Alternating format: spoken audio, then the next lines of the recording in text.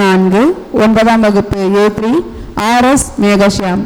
பாட்டு திறத்தாலே வையத்தை பாலித்திர வைத்த எம் பாட்டு தலைவன் பாரதியை வணங்கி ஆண்டுகள் ஆக வயது ஏற ஏற இளமை கூடும் பேர் அதிசயம் பெற்ற என் தமிழன்னையை வணங்கி தன்னை விட உயரத்தில் நிற்க வைக்க எங்களை தரணியை ஆழ வைக்க முழு மூச்சாய் உழைக்கும் ஆசிரிய பெருமக்களை வணங்கி அறியாமையை சுருக்கி அறிவை பெருக்கி நாளைய சூரியனை போல் ஒளி வீச காத்திருக்கும் இளம் காளையர்களே, கண்ணியர்களே, வருங்கால தேவைகளே, எதிர்கால மேதைகளே, கட்டி கரும்பே, கருப்பட்டி இனிப்பே, விண்ணை அளந்த என் அன்னை தமிழே, அவையோரே அதில் பெரியோரே, இன்றைய மாணவரே, நாளைய வரலாறு, உங்கள் அத்துணை பேரையும் சிரம் தாழ்ந்து வணங்கி நல்ல கருத்துக்களில் இயங்கி தமிழன்னை மடியில் மயங்கி எனது உரையை துவங்கி பேச போகிறேன். என் தலைப்பில் இறங்கி நான் எடுத்துக்கொண்ட தலைப்பு வெளி தோற்றத்தை வைத்து எதையும் தீர்மானிக்க வேண்டாம், வெளி தோற்றத்தை வைத்து வைரத்தை எழுந்து விடாதீர்கள் என்பது பழமொழி.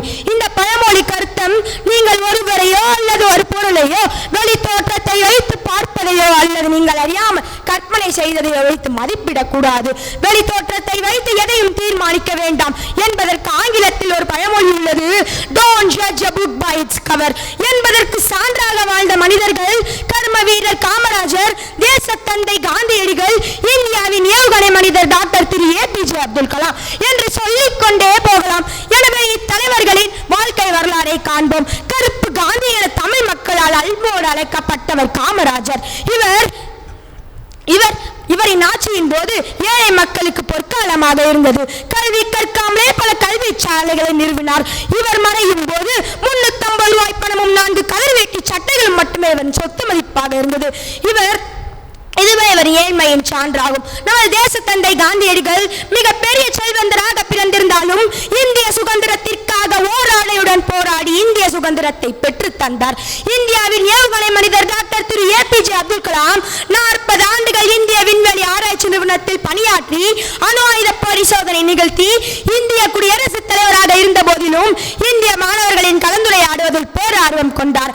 இவரின் கடைசி நிமிடத்தின் போதிலும் வாழக்கூடிய புவியை உருவாக்குதல் என்ற தலைப்பில் கலந்துரையாற்றும் போது இவர் உயிர் பிரிந்தது. இவர் குடியரசுத் தலைவராக இருந்தாலும் இந்திய மாணவர்களை மேம்படுத்துவதை தன் குறிக்கோளாக கொண்டிருந்தார். இது போல பல தலைவர்களும் செல்வந்தர்களும் செல்வாக்கு மிக்கவர்களாக இருந்த போதிலும் அணுகுவதற்கு எளிய வடிவில் இருந்தனர். இது இன்னும் எளிமையா புரியணும்னா என் வாழ்க்கையில் நடந்த ஒரு கதையை கூறுறேன், கொஞ்சம் கேளுங்களேன்.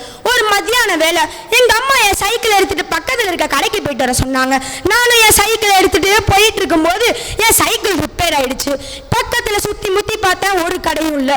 கொஞ்ச தூரம் தள்ளிட்டே போயிட்டு இருந்தேன், ஒரு கடை இருந்துச்சு. அங்க ஒரு பெரியவர் உட்காந்துருந்தார். என் சைக்கிளுக்கு என்ன ஆச்சுன்னு கொஞ்சம் பாருங்களேன்னு சொன்னேன். அவரை சுத்தி முத்தி பார்த்துட்டு ஒரு 300 ரூபா ஆகும்பான்னு சொன்னாரு. எங்க அம்மா கொடுத்த 500 ரூபா நோட்டு மட்டும்தான் என் கையில இருந்துச்சு. அவரும் பக்கத்துல இருக்க கடைக்கு பொருள் வாங்கிட்டு வரேன்னு போனாரு. ஒரு அரை மணி நேரம் கழிச்சு அந்த கடையோட முதலாளி வந்தாரு. அவர்கிட்ட இது மாதிரி நடந்துச்சுன்னு சொன்னேன். அவர் வந்த கலைப்பானவோ எனக்கு கவனிக்கவே இல்லை. எனக்கு பயமாயிடுச்சு. என்ன இந்த தாத்தா எனக்கு காசு எடுத்துட்டு என்னோட சைக்கிளை எடுத்துட்டு போயிட்டாரோ எங்கேயோன்னு நினைச்சேன். அப்புறம் ஒரு 1/4 மணி நேரம் கழிச்சு அந்த தாத்தா வந்தாரு. தம்பி என்னை மன்னிச்சுக்கப்பா, பொருள் வாங்க கொஞ்சம் தாமதம் ஆயிடுச்சு அப்படின்னு சொன்னாரு. ஒரு நிமிஷம் அவரோட தோற்றத்தையும் ஏழ்மையை வச்சு தப்பா நினைச்சிட்டேன். தப்பா நீங்க யாரும் எதுவும் பண்ணிடாதீங்க. சார் இல்லாத பழம் ருசிக்காது, வழி இல்லாத வாழ்க்கை ரசிக்காது, தோல்வி இல்லாத செயல் நினைக்காது, வெற்றி மட்டுமே என்றும் நிலைக்காது, துன்பம் வரும்போது துவழாது, தோல்வியை கண்டு கலங்காது, வெற்றியோ தோல்வியோ எதுவிரினும் கடமையை செய்வோம், வெற்றி கிடைத்தால் அடக்கம் இழட்டும், தோல்வி கிடைத்தால் அனுபவம் பெறட்டும், முடிவில் வழங்குவது என் வழக்கம். வாய்ப்பிற்கு நன்றி, வணக்கம்.